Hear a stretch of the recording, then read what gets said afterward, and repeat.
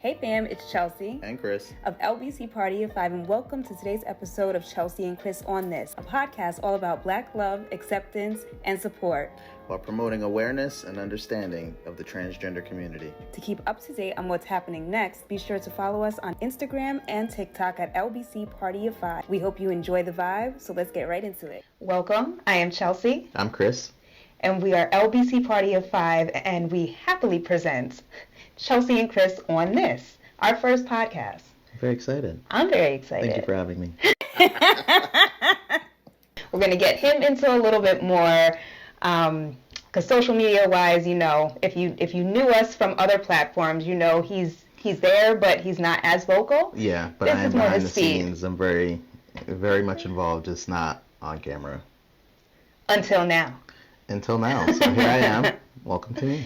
Yes, and welcome to our podcast. We hope that it would be informative, educational, fun, and just a whole vibe, because that's what we're about. Right. And then you get to know us a little bit more in depth off camera. Like, you know, just little snapshots, Instagram, TikTok, that kind of stuff.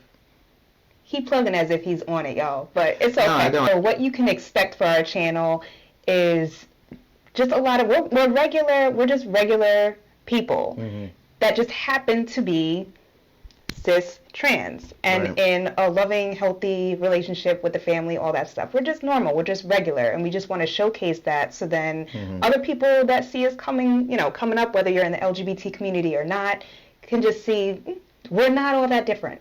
Right. Especially post-transition. You see a lot of people up to the transition, but you don't see trans people or people of trans experience after their transition. So this is what it looks like after. So we hope you stick around, and just to get to know us a little more, especially if this is your first time hearing of us, we just want to give a quick little story time of how we met. Synopsis, yeah. A little synopsis of how we met, because we've been together for what? 15 years now. Yeah. Whoa. Yeah, 13 married. Long time. Based on our experience and just all the tools that we picked up along the way, we just want to share them with everyone. Right. So do you want to tell them? You want to tell it? Well, I want to see how you tell it. I say that Chelsea got paid to talk to me. So True. Chelsea and I met when she was working her second job as a cocktail waitress at our local club. They were hosting a LGBT night, and Chelsea was the spearhead of that. And I had heard about it, never went. I was with my girlfriend at the time, long distance, and we were looking to meet other couples. I also did have a girlfriend at the time as well, on Rocky Road, but I did also have one as well. Okay. Just to be clear. Okay. Want to keep it 100. We went. I brought my sister with me as my wing woman, and we went to gay night, and there was Chelsea working, and I was like, wow, they really go hard for gay night, because I said fishnet, booty not shorts. My style, but it was the uniform. Right. But I didn't know it was the uniform, so I'm thinking like this is just the outfit she chose to wear on like a random Thursday night. So I was like, okay, you go hard. So then, what happened after that? Oh, so. You asking me? Oh, Chelsea's boss at the time was interested in my sister, so that's where the joke comes from. Chelsea was paid to talk to me. So Chelsea's assignment for that night was to pull me away from my sister so that he can have one-on-one time. And then Chelsea and I spent a little one-on-one time together, very, very much reluctantly on you. You were not feeling me. We were not each other's type. Not each other's type. Say it like that. Not each other's type. So it's just kind of like, oh, I breathe air. So do I. Waiting for my sister to be done. And then we just kept going. I kept going back. And then occasionally my sister would come with me because she's a great ally. And then we found out that we knew some mutual people. And then it just kind of progressed from there. We were online talking, because that was also something that I was supposed to be doing as I was known as Lala. That was my nickname, and that's just what carried over. All the things. I'm just saying, it's what carried over. Yeah, okay. to my persona because I didn't want to give out my real name. We would talk online. On MySpace. Bringing it back. But yeah, so we did have some communications like online in between then, going out as a group. And yeah, it was over since then. Like, you actually made me work for it though. Yeah. No, he's very, very Poindexter nerdy. Very much a nerd, yeah. Oh, that's what it's called. Yeah, black nerd. So, and I've always had this thing with because I'm tall. I'm usually the tallest one in the bunch, so I'm used to people that are taller than me when I'm being courted. So that was another thing that was just like, it's not discrimination. No, it's okay. I did it too. It was It was the same thing because I was like, what am I gonna do with all them legs?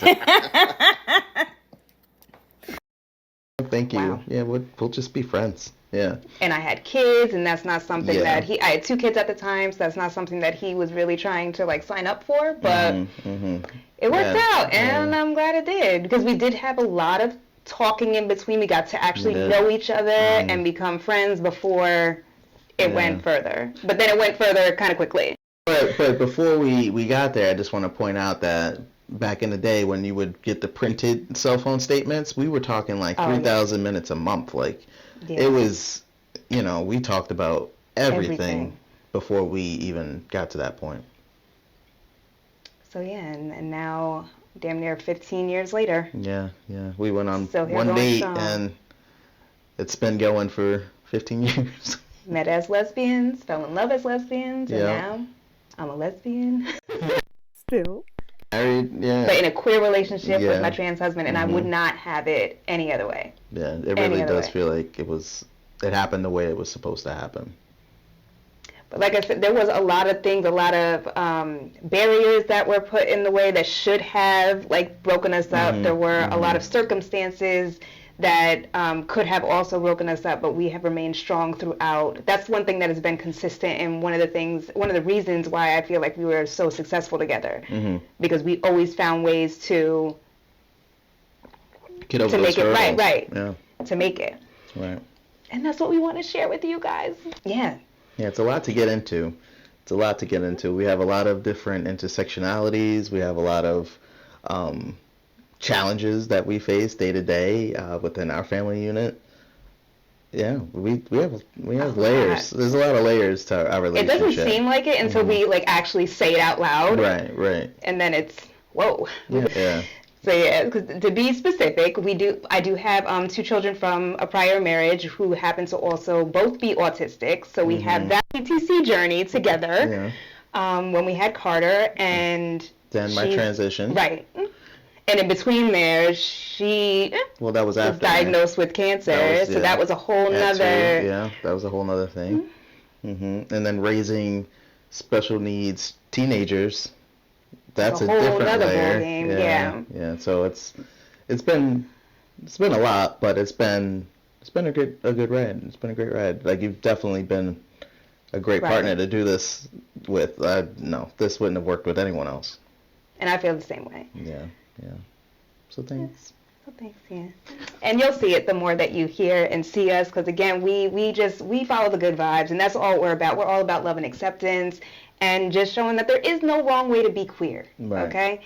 There really isn't. That's we need to get back to thinking along those lines, because the way that the community is right now, it's so rigid that it's not what I remember, and that's why it's so important for us to be doing this today. Like, for me, like, when I came into the community, it was always kind of like, for me, like the island of misfit toys. Like, come as you are, Right. And now it's not like that. I don't feel like it is.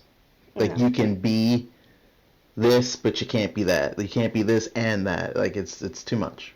It's too much, but... We're going to break all that. We're going to break out of that thought process. Yeah, for us, it doesn't really matter. So, yes, there are ways to send and submit your own questions if you want to hear our takes on certain situations. We can do that. We already have features set up for that, actually. I'm not sure if this actually has, like, where I can click a link in the bio, so... I don't know how that works. I'm still working the iPhone. I don't know. This is tech support. If I'm able to put the link in bio, it will be this. You can find everything about us in the link in the bio, and ways to submit your own questions or schedule a one-on-one with us. We do those too. But we hope you enjoyed our first episode and that you will stick around. Check the vibe with LBC Party of Five. And we'll see you next time. Love you guys. Yeah. Thank you for tuning in to this week's episode of Chelsea and Chris on This. If you enjoyed the vibe and you'd like to help support the podcast, please subscribe, share, or post about it on social media.